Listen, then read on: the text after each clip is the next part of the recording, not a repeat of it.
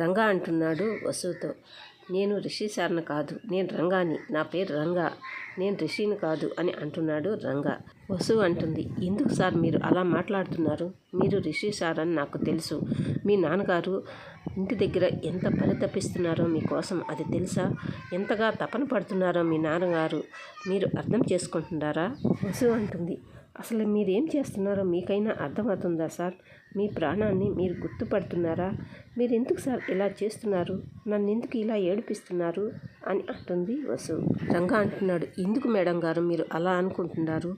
నేను మీకు పదే పదే చెప్తూ ఉన్నాను, నేను రిషి సార్ని కాదు రంగాని అని.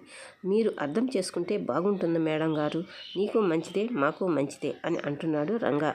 మీరు పదే పదే నన్ను రిషి సార్ అంటుంటే మా నాన్నమ్మకి ఏమీ అర్థం కావడం లేదు. ఏంటిది అని ఆలోచిస్తూ ఉంటుంది మా నాన్నమ్మ. మీరు నన్ను రిషి సార్ అని పిలవద్దు మేడం గారు అని అంటున్నాడు రంగా. మీ రిషి సార్ కోసం మీరు ఎంతగా పరితపిస్తున్నారో నాకు అర్థమవుతుంది మేడం. మీరు ఎంతగానో ప్రేమించారు రిషి సార్ని మీరు ఎంతగా ప్రేమిస్తున్నారో నేను అర్థం చేసుకోగలను మేడం. మీ రిషి సార్ మీకు తొందరగా కనిపించాలని ఆ దేవుణ్ణి కోరుకుంటున్నాను అని అంటున్నాడు రంగా. రంగా వసు మాట్లాడుకునేదంతా రంగా మర్దలు దూరం నుంచి చూస్తూ ఉంటుంది. మా బావ కరెక్ట్గానే ఉన్నాడు, ఈవిడ గారే ఏదో తేడాగా ఉంది.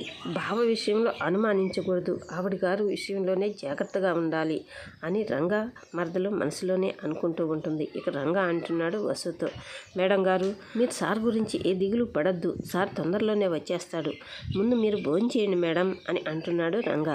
వసు అంటుంది, నేను అన్నం తినను సార్ అని అంటుంది. ఇక రంగా అంటున్నాడు, మేడం గారు కోపమున్నా బాధున్నా సంతోషం ఉన్న అన్నం మీద మాత్రం అలగకూడదు, ముందు మీరు అన్నం తినండి మేడం గారు అని అంటున్నాడు రంగా. వసు అంటుంది, నాకైతే ఆకలి లేదు, మీరు తినిపిస్తే తింటాను అని అంటుంది వసు.